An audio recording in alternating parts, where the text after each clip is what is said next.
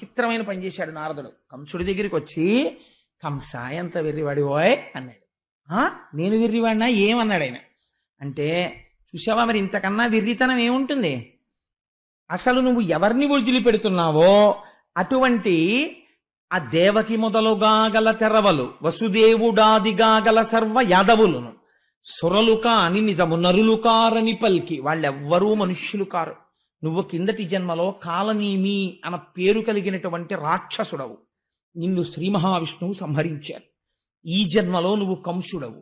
నీ తండ్రి, నీ తల్లి దేవకి, వసుదేవుడు, ఇంకా నీకో విచిత్రం చెప్పనా? పక్క ఊళ్ళో ఉన్న నందుడు, ఆవులు, దూడలు ఇవందరూ దేవతలు నిన్ను చంపడానికే వచ్చాయి. అస్తమానం ఈశ్వరుడు గురించి వినడం అలవాటు అనుకోండి, భగవంతుడి గురించి చెప్పడం అలవాటు అనుకోండి, భాగవతం చదువుకోవడం అలవాటు అనుకోండి, వాడి వెళ్ళిపోయేటప్పుడు కూడా వాడి సంస్కారం అక్కడే ఉంటుంది. కాబట్టి వాడి ఉత్తర జన్మలో ఏమవుతాడో తెలుసా అండి? ఒక మహాపండితుడికి కొడుగ్గా పుట్టి చిన్నతనం నుంచే అన్ని నేర్చేసుకుని పరవశించిపోయి ఈశ్వరుడు గురించి చెప్పుకుంటూ ఈశ్వరుడిలో కలిసిపోతాడు. ఒకడికి ఐశ్వర్యం మీద ఉండిపోయింది భ్రాంతి. మార్కండేయ పురాణం నిర్దాక్షిణ్యంగా చెప్పింది. వాడు ఏమవుతాడో తెలుసా అండి? పునర్జన్మ ఇచ్చే ముందు ఆఖరి ఆలోచనని బట్టిస్తాడు ఈశ్వరుడు. ఐశ్వర్యం గురించి ఆలోచించిన వాడికి ఏమిస్తారో తెలుసా అండి? తల పగిలి చచ్చిపోవలసిన జన్మిస్తారు. అంటే తేలు కానీ, జిర్రి కానీ, పాము కానీ ఇలాంటివి పుట్టి మందసాల కింద చేరుతాయి. ఆ డబ్బులున్న చోటుకొచ్చి చేరుతాయి. లేకపోతే ధాన్యం పోసిన అదేంటి పెద్ద పెద్ద కావుల్లా కడతారు, వాటి కింద కానీ చేరితే తనది పోతుందని బెంగ. ఎవడో వస్తాడు అక్కడికి, అమ్మో నాది పట్టుకుపోతాడేమో అని బయటికి వస్తాడు. కర్ర పెట్టి కొట్టి తల పగిలేట్టు కొడుతుంటారు. ప్రాణం తోకలోకి వెళ్ళిపోతూ అప్పుడు అనుకుంటాడు, ఈ మాత్రం దానికా ఇంత కష్టపడ్డాను, ఎవరికీ కనపడకుండా దాక్కుని తిరిగాను కొడుకులకి రక్షిద్దామని. తల పగల కొట్టించేశాడు కొడుకు అంటాడు. ఇప్పుడు మళ్ళీ ఇంకో ఉపాధిలోకి పోతాడు. ఎంత చిత్రమో చూడండి. తన భార్య పక్కన పడుకుని ఇంకొక స్త్రీ గురించి ఆలోచిస్తాడు. గోడ మీద బల్లిగా వస్తాడని చెప్పింది మార్కండేయ పురాణం. కాబట్టి ఏమవుతుంది అంటే, ఒకడు ఈశ్వరుడు గురించి స్మరిస్తూ ఉంటాడు. వాడు ఉత్తర జన్మల్లో హాయిగా ఒక మహాపండితుడు కడుపున పుట్టి ఏ లోటు లేకుండా 7 ఏళ్ళు 8 ఏళ్ళు వచ్చేటప్పటికి అపారమైన పాండితీ ప్రకర్షతో ఐశ్వర్యానికి లోటు లేకుండా 10 మందికి పెడుతూ తాను తింటూ భగవంతుడి గురించి చెప్పుకుంటూ సార్థకత పొంది ఈశ్వరుడిలోకి వెళ్ళిపోతాడు. స్మరణ ముఖ్యం బావా. నువ్వు ఇలా బతుకుతానని దేహం మీద మమకారం పెట్టుకుంటే ఏమైపోతావో తెలుసా? ఒకనాటికి గొంగళి పురుగు యొక్క నడకని చూస్తే, అందుకే గొంగళి పురుగు సీతాకోక చిలుక అవుతుంది. ఎంత చిత్రం చూడండి. నిద్రపోతే సీతాకోక చిలుక, నడుస్తూనే ఉంటే కాకి తింటుంది దాన్ని. గూడు కట్టేసుకుంటే సీతాకోక చిలుక అయిపోతుంది. ధ్యానంలో ఉంటే నువ్వు ఈశ్వరుడి పాదాల దగ్గరికి వెళ్ళిపోయి నిలబడిపోతే షట్పథం అయిపోతావు. కాబట్టి ఏమైపోయింది? ఆ స్మరణల యందు శరీరాన్ని విడిచిపెట్టే ముందు గబగబా మనస్సు ఏం చేస్తుందంటే, ఈ పంచేంద్రియాల్ని మూట కట్టుకుంటుంది. ఈ కళ్ళు, ముక్కు, చెవులు, నోరు ఇవన్నీ మూట కట్టుకుంటుంది, ఇతుక్కుంటుంది చోటు. అది ఊర్ధ్వముఖంగా వెళ్లే ప్రయత్నం చేస్తుంది, కానీ పుణ్యబలం చాలదు, వెళ్ళలేడు. అందుకని వెనక్కి వచ్చి సమయం అయిపోతూ ఉంటుంది, ఇంకా వెళ్ళిపోవాలి. ఆఖరి ఊపిరి లోపల వెతికి ఏ కన్నం దొరికితే ఆ కన్నంలోంచి పారిపోతాడు. అధోముఖంగా వెళ్ళిపోతాడు. ఒక్కొక్కసారి కళ్ళల్లోంచి వెళ్ళిపోతాడు, ఒకసారి ముక్కులోంచి వెళ్ళిపోతాడు. ఎటు వెళ్ళిపోయాడో తెలియదు, ఎవ్వడికి తెలియదు, పక్కన ఉన్నవాడికి కూడా. ఒక్కొక్కసారి రోమకూపాల్లోంచి వెళ్ళిపోయి మళ్ళీ ఎక్కడికెడతాడు? ఏమీ కంగారు పడక బావా, నేను చెప్తున్నాను. గొంగళి పురుగు పాకే ముందు తన శరీరాన్నంతటినీ కదపదు. శరీరంలో ముందు భాగాన్ని ఇలా పైకెత్తి, మీరు భాగవతం బాగా అర్థం అవ్వాలంటే గొంగళి పురుగుని చూడాలి. అసలు గొంగళి పురుగు ఇలా పైకెత్తి ములగ చెట్ల దగ్గర నిలబడి, నేను అప్పుడప్పుడు చూస్తూ ఉంటాను, ఇలా పైకెత్తి ఆకు మీద ఇలా పెడుతుంది. ఎన్ని కాళ్ళుంటాయో పెట్టి ఈ వెనకాతల ఆకు మీద ఉన్న శరీరాన్ని ఇలా ముద్ద కింద లాగుతుంది. లాగితే ఈ ఆకు కొద్దిగా వంగిలా వేళ్లాడుతుంది. మళ్ళీ దాన్ని పట్టుకుని ఇలా ఎక్కి ఆ ఆకు మించి వెళ్ళిపోతుంది. అలా ఇక్కడ వదులుతూనే ఇంకో దేహంలోకి వెడతాడు బావా. ఈ మాత్రం దానికి ఎంతమందిని చంపేస్తావు? చంపేస్తే ఉండిపోతుంది ఆ శరీరం? ఉండదు, వెళ్ళి తీరుతావు ఇంకో శరీరంలోకి. కానీ చెల్లెల్ని చంపిన పాపానికి అధోగతికి వెళ్ళిపోతావు. ఎందుకు మావ ఈ పని చేస్తావు అంటే, కంసుడు అన్నాడు అంటే ఎంత గొప్ప వేదాంతం అప్పుడు చెప్తే మనసు మారే అవకాశం ఉంటుందో అది చెప్పాడు. 7 రోజులు వినేది పరీక్షిత్తుకి చెప్పారు, 7 క్షణాల్లో వినేది వసుదేవుడు కంసుడికి చెప్పాడు. కానీ వాడి మనస్సు మారలేదు. రామకృష్ణ పరమహంస ఇదే అంటారు. మేకు కొట్టడానికి మీరు మేకు సుత్తి పట్టుకుని గోడ మీద పెడతారు, కొడతారు. గోడ తనంత తానుగా కొంచెం గుల్లగా ఉందనుకోండి, మేకు పెడుతుంది. గోడ ఘనీభవించిపోయి భీమైపోయింది అనుకోండి, ఎంత సుత్తి పెట్టి కొట్టినా మేకు ఉంగుతుంది కానీ గోడలోకి వెళ్ళదు. అసలు ఇక్కడ ఆర్ద్రత ఉంటే చెప్పినది లోపలికి వెడుతుంది. ఇక్కడ ఏ ఆర్ద్రత లేనప్పుడు శుకబ్రహ్మ వచ్చి కూర్చున్న భాగవతం బుర్రలోకి ఎక్కదు. కాబట్టి చెప్పాడు వసుదేవుడు వేదాంతం, ఎక్కిందా కంసుడికి. శుకుడు వచ్చి పరీక్షిత్తుకి చెప్పాడు జరిగిపోయిన కథ, ఎక్కింది పరీక్షిత్తుకి, మోక్షం పొందుతున్నాడు. పొందలేకపోయాడు కంసుడు. ఎక్కడొచ్చింది తేడా? ఇక్కడ ఆర్ద్రత లేదు. భాగవతాన్ని నువ్వు కూడా ఆ పరిశీలన చేసుకోవడం మొదలుపెట్టు. అందుకే దశమస్కంధం మొదటి మెట్టి నుంటే మారుతుంది భాగవతం యొక్క స్థితి కృష్ణజననానికి ముందు.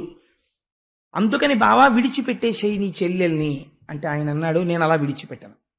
నువ్వు చాలా తేలికగా మాట్లాడుతున్నావు. ఈ శరీరం అంటే నువ్వు కాదు, దీన్ని విడిచిపెట్టేయి, మరణం అంటే ఏముంది అంటున్నావు. కానీ నేను మరణమును అంగీకరించను, నేను ఈ అమ్మాయిని చంపేస్తానన్నాడు. అంటే ఇప్పుడు వసుదేవుడు ఆలోచించాడు. కాబట్టి ఇప్పుడు ఏమర్థం అవుతోంది? ఉన్నది ఉన్నట్టు వేదాంతం చెప్తే వీడి తలకెక్కదు. కాబట్టి ఇప్పుడు ఏం చెయ్యాలి? తను ఒక ధర్మం నిర్వర్తించాలి. ఏమిటా ధర్మం? తన భార్యని రక్షించుకోవాలి. జ్ఞానబోధ చేస్తే వాడి బుర్రకెక్కదు. కాబట్టి ఇప్పుడు ఎలాగైనా తన భార్యని రక్షించుకోవాలి అని అసత్యం చెప్పకూడదు, సత్యమే చెప్పాలి. కానీ అది వాడి మనస్సుకు నచ్చేదై ఉండాలి. వాడి మనస్సుకు నచ్చేదే కదా అని చెప్పి ఏ మాట పడితే ఆ మాట తాను అన్నాడు అనుకోండి, తర్వాత తప్పుకోవడానికి తను కంసుడు కాదు, తను వసుదేవుడు. అన్న మాటకి నిలబడాలి. కాబట్టి ఎలాంటి మాట మాట్లాడాలి ఇప్పుడు అని లోపల ఒకసారి తర్కించుకున్నాడు. ఆపన్నురాలైన అంగన రక్షించి ప్రాణములు నిలుపుట ముందు మేలు. ఎంత చిత్రమైన మాట మాట్లాడుతున్నాడో చూడండి. ముందసలు నేను తక్షణం చెయ్యవలసిన పని ఏమి అంటే ఈ దేవకీదేవి యొక్క ప్రాణాలు రక్షించాలి. ఆవిడ కాని ఒకవేళ బ్రతికిందా, ఆ ప్రాణములు నిలబడితే రేపేం జరుగుతుందో ఎవరికి తెలుసు? సుతులు పుట్టిననేమి సుతులకు మృత్యువు వాలాయమై వెంట వచ్చనేని, బ్రహ్మ వలన వీడు పాటేమి పొందుక ఉండనే సదుపాయమొకటి లేదే, పొంత మాకులవాని దహించకపోయి వహ్ని యగసి దవులవాని దహించు భంగి, కర్మ వశమున భవ మృతి కారణములు తెలసి విరగొందయిక నేల తొట్టుపడగా.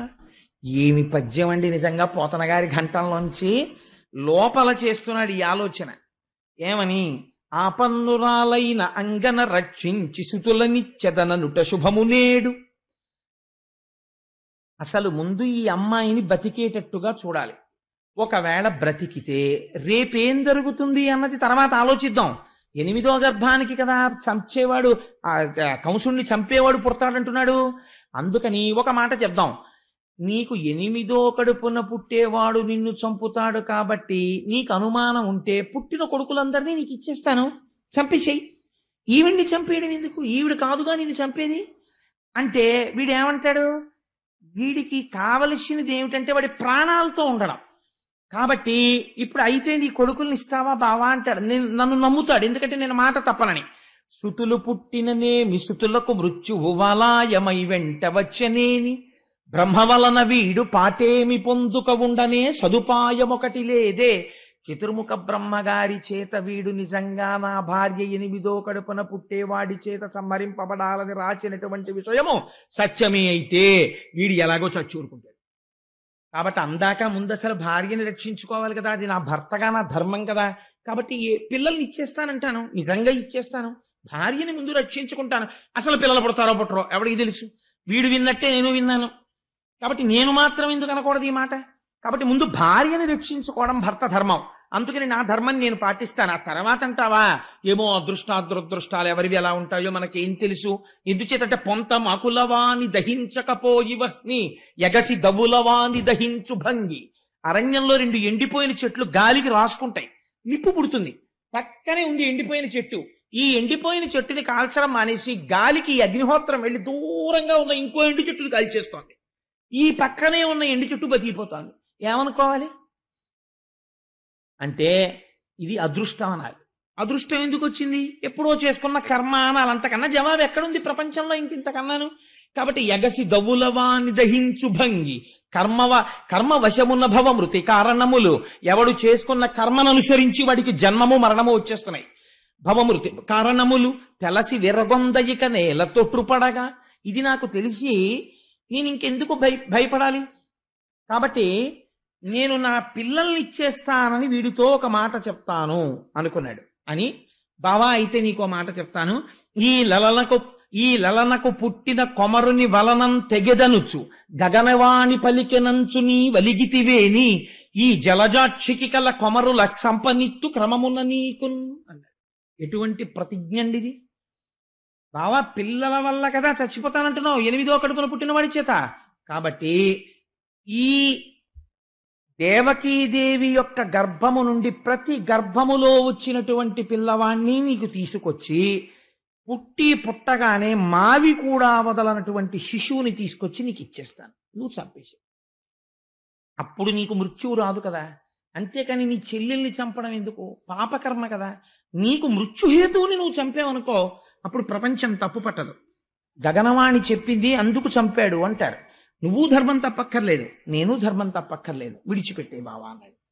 అంటే ఇప్పుడు ఈయనన్నాడు, ఇదేదో బానే ఉందిరా, బానే చెప్పాడు, ఎలా ఉంటుందో చూడండి మనిషి ఆలోచన అని. బావా నువ్వు ఎంత మంచివాడివి, నిజమే పాపం మా చెల్లెల్ని చంపడం ఎందుకు? మళ్ళీ ప్రేమ వచ్చింది వాడికి. ఇలాంటి ప్రేమలు ఎంత తుంటరి ప్రేమలో మీరు ఆలోచించండి. కాబట్టి అవును పాపం మా చెల్లెల్ని చంపడం ఎందుకు బావా, ఏమిటో నాకు ఈ ఆలోచన రాలేదు, నిజమేను బావా నువ్వంటే నాకు చాలా నమ్మకం. ఒక్కొక్కడి సత్యసంధత ఒక్కొక్కడికి చేతకానితనంగా కనిపిస్తుంది, అదో విచిత్రం ప్రపంచంలో.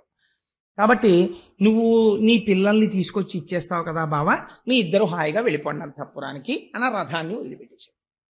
వెళ్ళిపోయారు దేవకీ వసుదేవుడు. ఎంతో సంతోషంగా ఉన్నారు. మొట్టమొదట కొడుకు పుట్టాడు. పుట్టగానే ఇప్పుడు ఎవరి మీదకి వెళ్ళింది పరీక్ష? వసుదేవుడి మీదకి వెళ్ళింది. మీరు భాగవతంలో ఒక గమ్మత్తు గమనించాలి. 8వ గర్భాన్న పుట్టేవాడి వలన చచ్చిపోతావని గగనవాణి కంసుడికి చెప్పింది. 8వ గర్భాన పుట్టేటటువంటి పిల్లవాడి వల్ల చచ్చిపోతావంటే వీడు ఖచ్చితంగా బతకడానికి ఎన్ని ఏళ్ళు టైం ఉందండి? కనీసం 1.5 సంవత్సరాలు చూసినా 12 ఏళ్ళు టైం ఉంది వీడికి. 12 ఏళ్ళు సమయం ఉన్నవాడు నేను చావడానికి వీలు లేదని వీడిని చంపేస్తానంటున్నాడు. 7 రోజుల్లో చచ్చిపోతావురా అన్నవాడు నాకేం బెంగలేదు, భాగవతం చెప్పి నేను బతికేస్తానంటున్నాడు. ఎంత ఆశ్చర్యం చూడండి. సమయాన్ని ఈశ్వరుడి వైపుకి వాడడంలో ఉంది గమ్మత్తంతా. కాబట్టి పిల్లవాడు పుట్టగానే వసుదేవుడికి జ్ఞాపకం వచ్చింది, ఇచ్చిన మాట.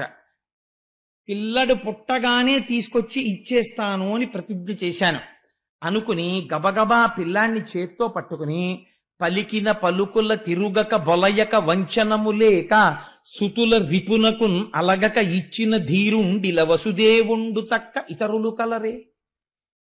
పుట్టిన పిల్లల్ని చంపడానికి ఇస్తాను అన్న మాట తప్పకుండా సత్యసంధత పాటించడం కోసమని పుట్టిన కొడుకుని పుట్టినట్టుగా మావితో ఉన్న పిల్లాన్ని పట్టుకెళ్ళి కంసుడికి ఇచ్చేశాడు.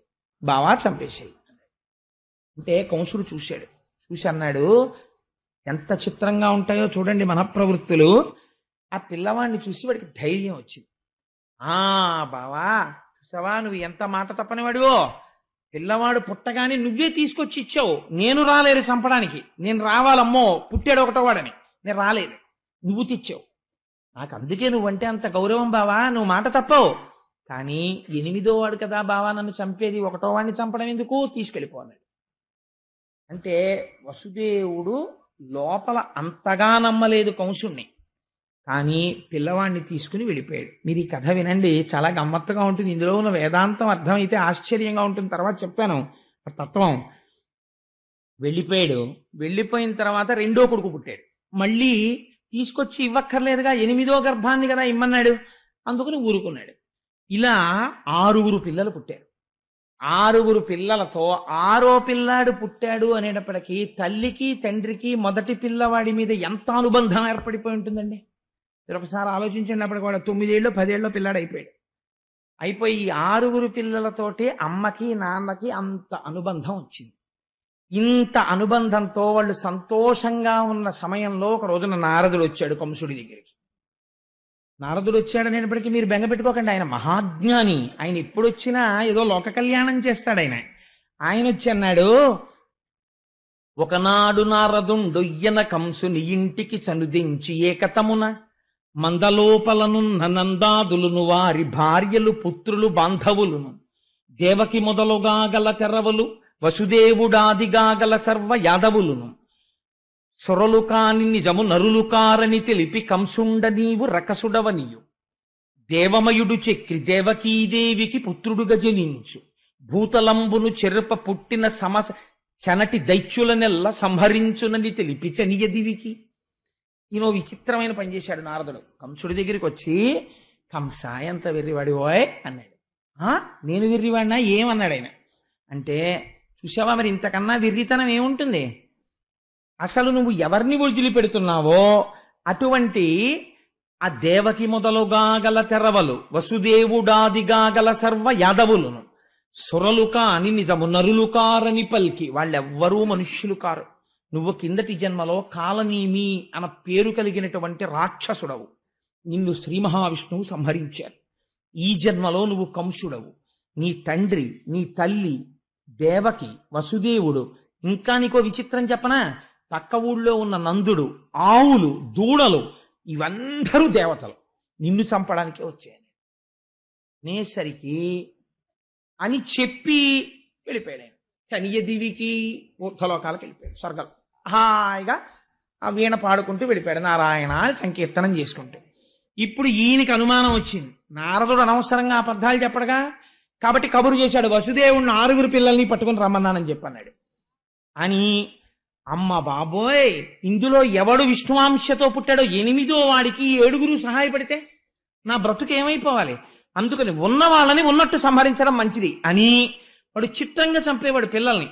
2 కాళ్ళు పట్టుకుని గిర్ర గిర్ర గిర్ర గిర్ర తిప్పి బండలకేసి కొట్టేవాడు. కొడితే పగిలిపోయేవి శరీరాలకు ఎక్కడికక్కడ. అలా 6 చంపేశాడు. చంపేసి తండ్రిని, తల్లిని, దేవకిని, వసుదేవుణ్ణి అందరినీ కారాగారంలో పెట్టేశాడు. పెట్టేసి ఇప్పుడు బకుడు, తృణావర్తుడు, పూతన ఇలాంటి వాళ్ళందరినీ పిలిచి వాళ్ళతో స్నేహం చేశాడు. వాళ్ళందరితో స్నేహం చేసి 8వ గర్భంలో పుట్టేవాడు ఖచ్చితంగా నన్ను అంతం చేయడానికే పుడుతున్నాడు అని ఆశ్చర్యంతో, చాలా ఉద్వేగంతో ఎదురు చూస్తున్నాడు. ఎందుకని? ఇంకిప్పుడు బయటెక్కడో ఉండడానికి వీల్లేదు, తన కారాగారంలోనే ఉండాలి. అందులో తర్వాత వస్తున్న గర్భం 7వ గర్భం, 8వ గర్భానికి ముందు గర్భం కాబట్టి జాగ్రత్త పడిపోవాలని దేవకీ వసుదేవుల్ని అత్యంత కట్టుదిట్టమైన కారాగారంలో పెట్టాడు. రోజు తానే వెళ్ళి స్వయంగా చూస్తూ ఉండేవాడు. అంటే పోతన గారు అంటారు, తల్లి తండ్రినైనా, తమ్ములన్నలనైనా, సఖులనైనా, బంధుజనులనైనా రాజులు చంపుదురు రాజ్యకాంక్ష చేసి అవనితరుచు జీవితార్థులగుచు. రాజ్యకాంక్ష అన్నది ఎంత ప్రమాదకరమైందంటే, రాజ్యకాంక్ష పెరిగిపోయినటువంటి వాడు తల్లి తండ్రినైనా, తమ్ములన్నలనైనా, సఖులనైనా, బంధుజనులనైనా ఎవరినైనా చంపేస్తాడు. ఎందుకని? అది కంసుడే కాదు, అవని తరచు జీవితార్థులగుచు, వాళ్ళు బ్రతికుండిపోవాలి, తనకి రేపు రావలసిన పదవి అవతల వాడికి రాకూడదని చంపడానికి కూడా వెనకాడరు. రాజ్యాధికారమునందుండేటటువంటి మదోన్మత్తత అటువంటిది. కాబట్టి కంసుడు కూడా చంపాడు పిల్లల్ని. అయితే మిగిలినటువంటి మాట ఎలా ఉన్నా మీకు ఇక్కడ ఒక అనుమానం తప్పకుండా రావాలి. ఏమండి, అంత పసిపిల్లలు కదా, నారదుడు మహానుభావుడు కదా, లోక కళ్యాణకారకుడే, నారం దదాతీతి నారదహ అని ఆయన జ్ఞానం ఇచ్చేవాడే, అటువంటి వాడు 6 పిల్లలు చచ్చిపోవడానికి కారణం ఎందుకయ్యాడు? ఇప్పుడు ఆయన వచ్చి చెప్పకపోతే వచ్చిన నష్టం ఏమిటి? ఎందుకు చెప్పాడు అని మీకు అనుమానం వస్తుంది. భాగవతంలో దీనికి ఎక్కడా జవాబు లేదు. నారదుడు అలా ఎందుకు చెప్పాడు?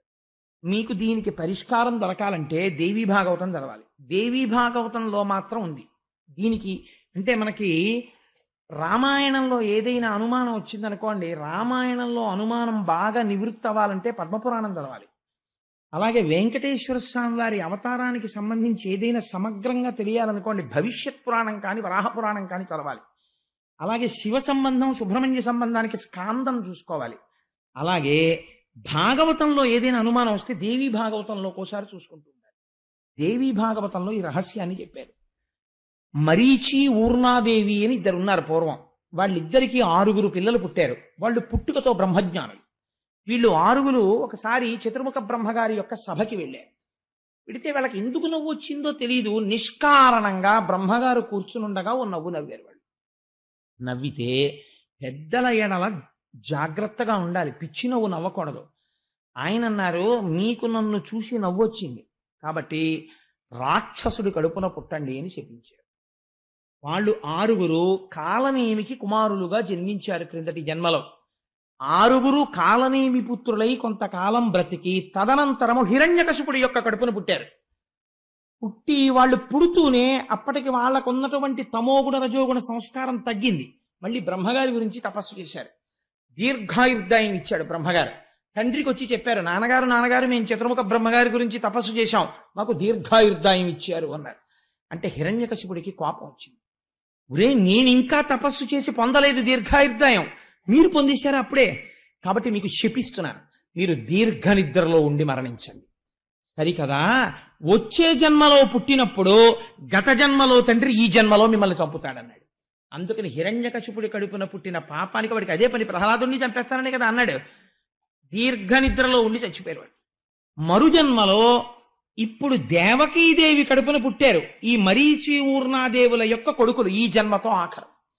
కాబట్టి వీళ్ళు గత జన్మలో తండ్రి చేతిలో చచ్చిపోవాలి. గత జన్మలో తండ్రి కాలనేమి ఇప్పుడు కంసుడిగా ఉన్నాడు కాబట్టి కంసుడి చేతిలో మరణించాలి. అందుకని వాళ్ళకి ఆ శాప విమోచనం అయిపోయి వాళ్ళు మళ్ళీ బ్రహ్మజ్ఞానులు అయిపోవాలి. అందుకని నారదుడు వచ్చి వాళ్ళని తీయించేశాడు.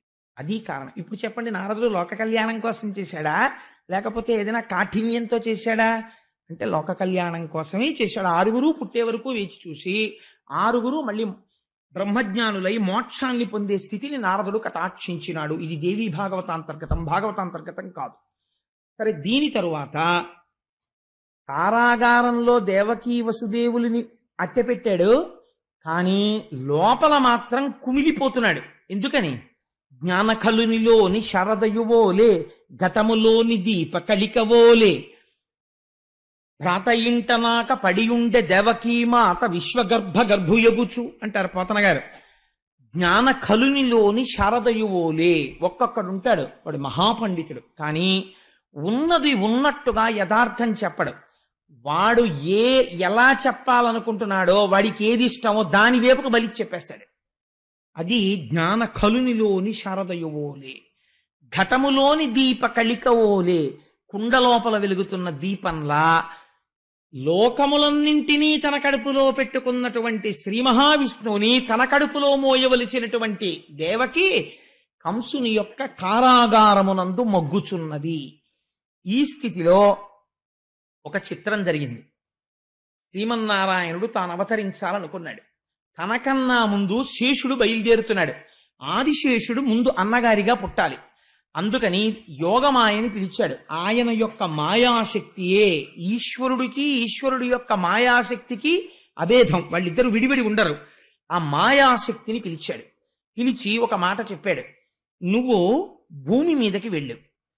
అక్కడ కంసుని యొక్క కారాగారంలో దేవకీ వసుదేవులు ఉన్నారు. వసుదేవుని యొక్క భార్యలందరినీ ఖైదు చేశాడు కంసుడు. ఒక్క రోహిణి మాత్రం నందవ్రజంలో నందుడి దగ్గర ఉన్నది. కాబట్టి ఇప్పుడు ఆ వసుదేవుని యొక్క తేజస్సు దేవకీ గర్భంలో ఉంది, 7వ గర్భంగా. అది శేషుడి యొక్క అంశ ఉంది అందులో. అందుకని ఎవ్వరికీ తెలియకుండా ఆ గర్భస్థమైన పిండమును వెలికి తీసేసాయి. గర్భస్రావమైందని అందరూ అనుకుంటారు. ఈ పిండమును తీసుకుని వెళ్ళి నందవ్రజంలో ఉన్నటువంటి రోహిణీ గర్భమునందు ప్రవేశపెట్టు. అప్పుడు ఇక్కడ జారిపోయినటువంటి పిండము అక్కడ పెరుగుతుంది, పెరిగి అక్కడ వర్ధిల్లుతాడు. బలరాముడన్న పేరుతో జన్మిస్తాడు శేషుడు. నన్ను సేవించాలని కోరుకుంటున్నాడు. అందుకని నువ్వు వెళ్ళి ఈ పని చెయ్యవలసినది అన్నాడు. యోగమాయ బయలుదేరి వచ్చింది. 7వ గర్భంలో దేవకీదేవి గర్భము నిలిచి సంతోషంతో ఉన్న సమయంలో దేవకీదేవి కడుపులో ఉన్నటువంటి పిండాన్ని పైకి లాగి నందవ్రజంలో నందుడి దగ్గర ఉన్నటువంటి వసుదేవుని యొక్క భార్య అయిన రోహిణీ గర్భంలోకి ప్రవేశపెట్టారు. ఇవాళ మనం భాగవతం చెప్తే ఇది జరుగుతుందా అని మీరు ఎవ్వరూ అడగక్కర్లేదు. జరుగుతున్నాయి కదా ప్రపంచంలో. అంటే అప్పుడు మహర్షులు ఎప్పుడో చేశారు, భాగవత కాలంలోనే మన వాళ్ళు దీన్ని, తెలుస్తోంది కదా. కాబట్టి బలము మిగుల కలుగ బలభద్రుడని లోక రమణుడగుట చేసి రాముడనియు సతికి పుట్టె గర్భ సంకర్షణంబున సంకర్షణుండని ఘనుడు సుతుడు. పోతన గారు అన్నారు, బలము మిగుల కలుగ బలభద్రుడని, చాలా బలవంతుడైనటువంటి వాడు కాబట్టి ఆయనకి బలభద్రుడు అని పేరు. లోక రమణుడగుట చేసి రాముడనియు, లోకములన్నింటినీ ఆనందింపచేస్తాడు కాబట్టి రామశబ్దాన్ని పక్కన పెట్టారు, బలరామ అని పిలిచారు. సతికి పుట్టె గర్భ సంకర్షణంబున, ఈ అమ్మ కడుపులోంచి లాగబడి వేరో అమ్మ కడుపులోకి ప్రవేశపెట్టబడ్డాడు. అందుకని సంకర్షణుడు అని పేరు వచ్చింది. అందుకని సతికి పుట్టె గర్భ సంకర్షణంబున సంకర్షణుండని ఘనుడు సుతుడు. ఆ విధంగా సంకర్షణుడన్న పేరుతో బలరాముని యొక్క ఆవిర్భావము జరిగినది. కృష్ణావతారమునకు ముందు బలరాముడు ఆవిర్భవించాడు. తదనంతరము ఇప్పుడు కృష్ణ పరమాత్మ ఆవిర్భవించాడు. ఆయన యొక్క అంశ పూర్ణమైనటువంటి ఆ తేజస్సు బయలుదేరి వసుదేవుడిని ఆవహించింది. వసుదేవుడిలోంచి ఆ తేజస్సు దేవకీ గర్భంలోకి ప్రవేశించింది. నాకు చాలా ఇష్టమైనటువంటి పద్యం ఒకటి ఉంది భాగవతంలో. ఈ స్థితిలో అంటే నేను ఇలా చెప్పానని తల్లులు వేరొకలా భావించకండి. గర్భిణీ స్త్రీలకి కలిగేటటువంటి వికారములను గురించి ఇళ్లలో అనుకుంటుంటారు. దాన్ని పోతన గారు ఈశ్వరపరం చేశారు. ఎంత గొప్పగా వర్ణన చేశారో చూడండి. సలిల మావిల నాగ జఠరార్భకునిగాన జననికై వడి ఘర్మ సలిల మొప్పే ఒగితేజమాయింతి ఉదరిఢింపకు కొల్వగదిసిన క్రియ దేహ కాంతి మిరయ పవనుడా కొర్మ గర్భస్థుని సేవింపనులపెనా మిక్కిలియార్వులమరే కుంభిని ఆలేమ కుచ్చిగునర్చింపచొచ్చు భంగిని మంటి చొరవదనరే గగన మిందువదన కడుపులో బాలు సేవలకు రూపుమెరసి వచ్చినట్టు బయలు వంటి నడుము బహుళమయ్యను పంచభూతమయుడులోన బొదల సతికి. సాధారణంగా గర్భిణి అయినటువంటి స్త్రీలకి కొంచెం శరీరమునందు బరువు పెరగడం చేత చెమటలు పడుతుంటాయి తరచు. అలాగే శరీరమునందు విశేషమైనటువంటి శ్రమ చేత నిట్టూర్పులు కలుగుతుంటాయి, ఊపిరి భారంగా తీస్తుంటారు. మట్టి తినే అలవాటు కొంతమందికి ఉంటుంది. మట్టి తినాలని లేకపోతే ఏదో విచిత్రమైనటువంటి కోరికలు పుడుతుంటాయి, అది తినాలి ఇది తినాలి అని. కాబట్టి పోతన గారు అంటున్నారు, పంచభూతాలు ఉన్నాయి కదా, పృథివాపస్తేజో వాయురు ఆకాశాలు. ఇందులో నీటికి కోరిక పుట్టిందిట. ఆ కడుపులో లోకములన్నింటినీ పరిపాలించేటటువంటి పరబ్రహ్మం ఉన్నాడు. కాబట్టి మేము సేవించద్దు అని జలములు తమ అంశగా వెళ్ళి దేవకీదేవికి చెమటగా మారాయి. అలాగే అగ్నిహోత్రం ఉంది బయట, తేజస్సు. ఈ తేజస్సు మేము వెళ్ళి స్వామిని అర్చించుకోవాలని దేవకీదేవిలో ఉన్నటువంటి తేజస్సుగా మారి మరింత ప్రౌఢమైంది. గాలి మేము ఈశ్వరుణ్ణి సేవించాలి కదా అని బాగా లోపలికి వెళ్ళి కృష్ణ పరమాత్మకి తగిలి నమస్కరించి విట్టూర్పుగా పైకొచ్చింది. మట్టి లోపల ఈశ్వరుడికి తగలాలన్న కోరికతో దేవకీదేవికి మట్టి తినాలన్న కోరికగా మారి ఆవిడ తింటే లోపలికి వెళ్ళి కృష్ణుణ్ణి సేవించుకుంది. ఆకాశం పరమాత్మని సేవించుకోవాలన్న కోరిక కలిగి స్వామి శయనించినటువంటి ఈ ప్రాంతం ఉంటుందే, ఇది ఇప్పటి వరకు సన్నని నడుమున్నటువంటి దేవకికి విశాలమైన నడుమైంది. కాబట్టి ఆకాశం పెరిగిందిట, కృష్ణుణ్ణి సేవిస్తోందిట. ఇలా గర్భిణి అయినటువంటి దేవకీదేవిని కృష్ణుడు కడుపులో ఉన్నందుకు 5 భూతములు సేవించాయన్నారు. ఈశ్వరానుగ్రహం ఎలా ఉంటుందో నిజంగా మహానుభావుడు ఒక గర్భిణీ స్త్రీ పొందేటటువంటి అవస్థని ఈశ్వరానుగ్రహంగా మార్చి దర్శనం చేయడంలో పోతన గారి స్థితిని మీరు చూడండి. ఆ దృష్టికోణం ఉన్నవాడు బ్రహ్మం కాకపోతే ఇంకేమవుతాడండి? అటువంటి పోతన గారి పద్యాలు, అటువంటి ఆంధ్రదేశంలో మనం పుట్టి పోతన గారి పద్యాలు చెప్పుకోకపోతే ఇంకా మనం నిజంగా ఆయనకి వారసులమని ఏ ముఖం పెట్టుకుని చెప్పుకుంటాం? అంతటి మహానుభావుడైన